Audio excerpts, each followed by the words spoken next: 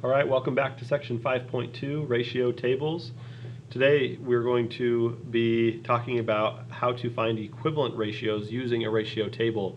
Yesterday we were able to dive deep into identifying and writing ratios that can represent a comparison of two quantities. Well, now that we've been able to do that, now we need to be able to also identify equivalent ratios of two quantities. So we can use tables and pictures oftentimes to help us identify those equivalent ratios. So before we start diving into ratio tables, let's talk about what is an equivalent ratio. Make sure that as we go along here that you are filling in the blanks with the highlighted or bolded words that I have here. An equivalent ratio is two or more ratios that express the same relationship between numbers or quantities. You can find equivalent ratios by 1. Adding or subtracting quantities in equivalent ratios, or 2. Multiplying or dividing each quantity in the ratio by the same number. For example, the ratio 15 to 30 can also be written as 1 to 2 because 15 and 30 have a greatest common factor of 15. We can divide both 15 and 30 by the greatest common factor of 15 to find the simplified equivalent ratio of 1 to 2. Okay, so we can do that without a table. You don't have to use a ratio table to find equivalent ratios if we can identify a greatest common factor of the original ratio. In example 2, we have made a table. Okay, we can start by looking at what is the ratio of pencils to pens. Well, we can see that the ratio of pencils to pens is 1 to 3. Well, by making a table, we can add or subtract quantities in the equivalent ratios. So if this is counting by ones, we can continue to count by ones. 1, 2, 3, 4, 5. And on the bottom, it's counting by threes. So 3, 6, 9, 12, 15. So we have added quantities in equivalent ratios to help us find equivalent ratios. So for every 1 pencil, there are 3 pens. For every 2 pencils, there are 6 pens. For every 3 pencils, there are 9 pens. I hope that you recognize that these can also be found by multiplying or dividing each quantity by the same number. For example, if you multiply this ratio on the top and on the bottom by 2, then you will get 2 and 6. If you multiply this ratio on top and bottom by 3, you would get 3 and 9. If you multiply this ratio on top and bottom by 4, you would get 4 and 12. If you multiply this ratio on top and bottom by 5, you would get 5 and 15.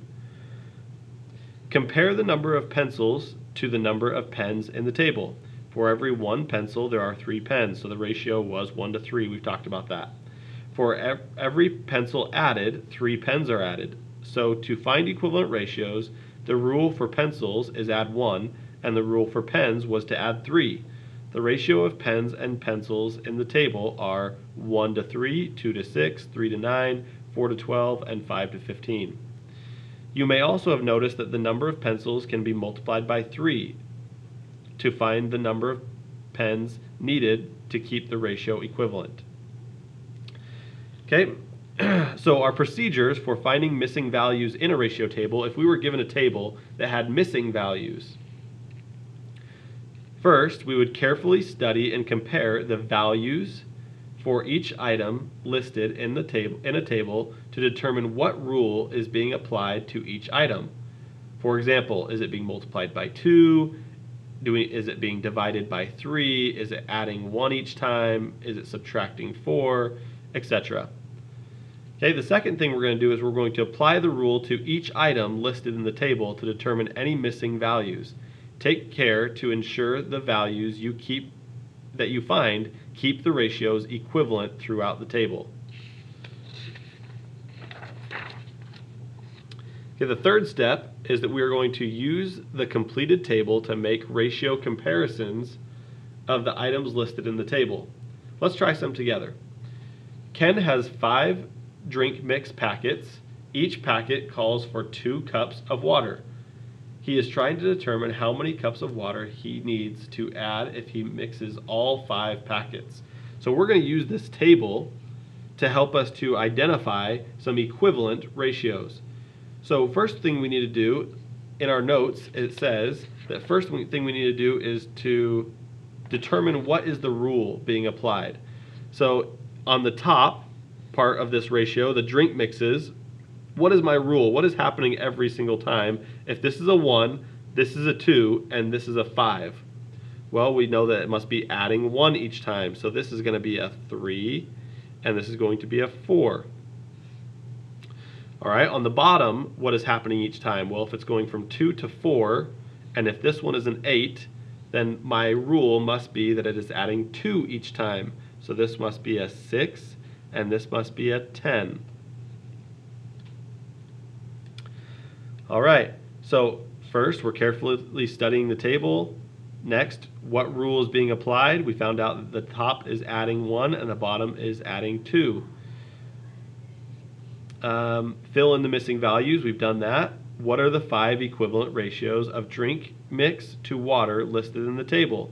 It's a 1 to 2 ratio, a 2 to 4 ratio, a 3 to 6 ratio, a 4 to 8 ratio, and a 5 to 10 ratio, all of which are equivalent to a 1 to 2 ratio. How much water should Ken add to the 5 packets of drink mix?